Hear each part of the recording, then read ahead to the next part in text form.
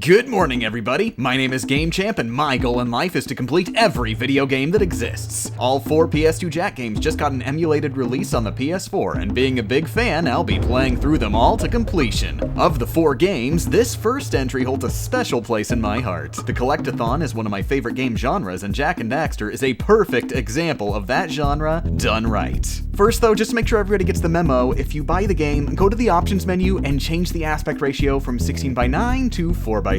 The widescreen mode just chops off the top half of the screen, so if you leave it on, you'll be seeing less of the game and playing at a disadvantage. Jak and Daxter was developed by Naughty Dog, published by Sony Computer Entertainment, and released December 3rd, 2001, marking the first endeavor by Naughty Dog after leaving the Crash Bandicoot series in capable hands, telling a new story in a new universe about a silent, spiky-haired adolescent Jak and his overly talkative sidekick Daxter, who Jak accidentally murders. Luckily, post-murder Daxter is an adorable but incredibly snarky fuzzbutt. On a quest to change Daxter back, they go on a journey from the southern end of the island they live on to the north. And by sheer random happenstance, the only reliable way to travel on this Collectathon island is by grabbing dozens of shiny ancient artifacts from a long-lost race that happen to be just lying around. Luckily, as valuable as they are, not a single person has ever thought it might be a good idea to, pick them up, so they're yours for the taking. When it comes down to actually controlling Jak, you might find this game is closer to Crash Bandicoot than it lets on. Just look at the way Jak moves. His double jump, crawl, high jump, and even spin moves are lifted directly from Crash. Plus, the belly flop has been modified into a more mobile diving attack, keeping the same ability to break more sturdy crates. Oh, and crates are back too, did I mention that? More moves have been added on top of this to make Jak stand on his own, and the complete package works great for exploring the world. Of particular interest is how Jak is able to chain his moves together. This is one of the funnest games I know when it comes to just walking around the game world. Jak can go straight from a punch into an uppercut, straight from an uppercut into a ground pound, and straight from a ground pound into a spin, which acts as a satisfying finale to the combo. No platforming or combat challenge in the game ever requires you to put together anything this complex, but it's fun enough on its own. It makes me think of the developer interviews about Mario 64, how the very first thing they did when making the game was ensure Mario was fun to move around. And topping off the moveset is the animation work attached to it all. Jak, and especially Daxter, are super bouncy and stretchy and exaggerated, lending a lot to making the world feel cartoony. Extra Frames did a video on the animation aspect of the game a couple years ago, and I highly recommend you check that out. The main collectibles are the power cells, gating the game in a similar manner as prior collectathons, and oh boy, does it feel good to grab power cells. I touched on it in my last video that I felt the game did a great job of giving power cells value. You have a bit of freedom in deciding which power cells to get, but are still required to grab a majority, giving them tangible in-game value and ensuring that the extra push from a beaten game to a completed game is only a difference of an hour or two. It feels silly to play this game and not 100% it. And besides, just look at what happens when you grab a power cell.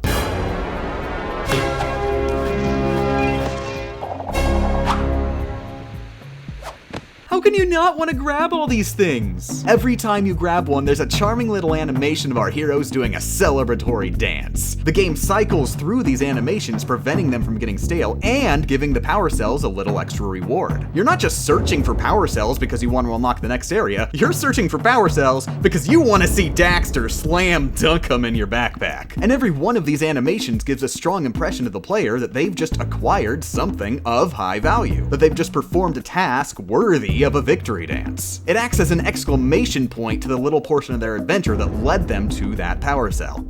On their obviously successful quest to prevent Daxter from being fuzzy, they meet a ton of unique characters to help them along their way. Every one of these characters, especially Samos, serves as a counter to, or audience of, Daxter's wacky shenanigans, with Daxter taking the starring role of every cutscene. He's even memorable before he turns fuzzy, and it's a shame we never get to see the full extent of human Daxter's snarkiness when he's around people his own size.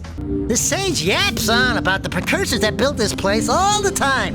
Where did they go?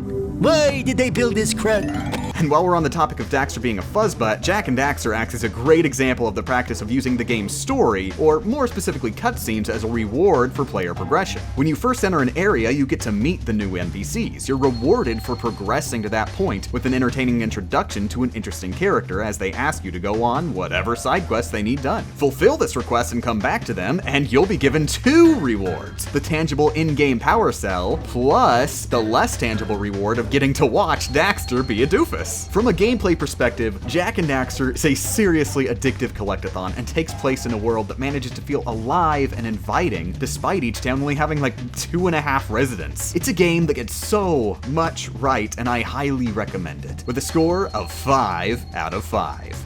By the way, apparently this is a review. If you haven't played Jak, I hope maybe I convinced you to try it out. The emulated PS4 release is the recommended, most accessible way to play the game. And don't skip out on the complete collection bundle. The other games, while extremely different, are great all their own, especially Jak II. That game is, well, it's a video game.